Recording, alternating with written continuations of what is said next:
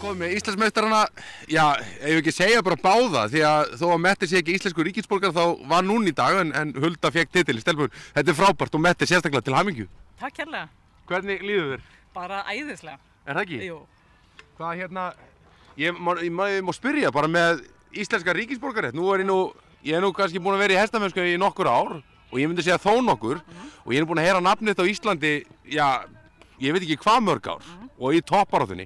Á ekki að vera að sækja þennan ríkisborgararétt eða?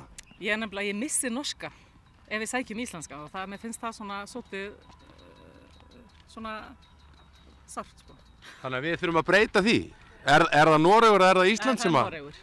En það er enda þannig í öllum löndum held ég nema á Íslandi þá ef þú ert búin að búa sko 1 eða 2 ár í landinu þá verður þú sko eins og norsku meistari eða sænsku meistari þannig að það þarf ekki endilega að fylgja ríkisborgarafangi sko. En 2 konur í toppsætunum í 5 gangi, þetta er náttúrulega geggjað.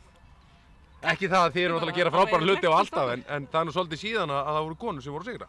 Eins og þú kom inn á áðan. Já, ég var að telja það áðan upp eða minnast það áðan að 97 vann ég 5 gang á vindheimamölum í meistaraflokki og það hefur engin kona unnið síðan þá 5 gang á meistaraflokki. Ekki það ég velti mér aldrei mjög mikið upp úr þessu en allt í einu eru við 2 hana, skiljum strákana eftir aftan okkur finnst það svona til hliðar ekkert leiðilegt en aðalega eru við held ég ofsalega stoltar af þessum hestum okkar. Þessi hestur hérna, hann er frá Dalvík eða ekki? Jú. Hvað segðu okkur aðeins hann?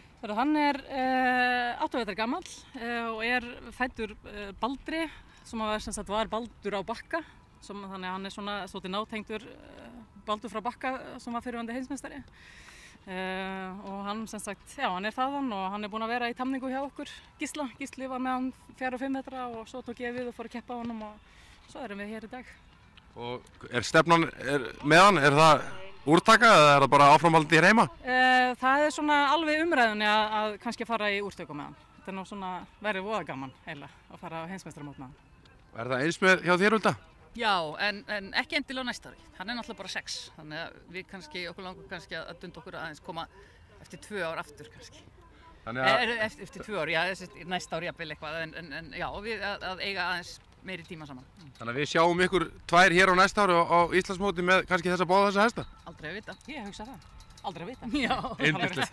Rosalega gaman að sjá ykkur, frábær árangur og eigið þið góðan dag stelpur. Takk. Sömuleiðis.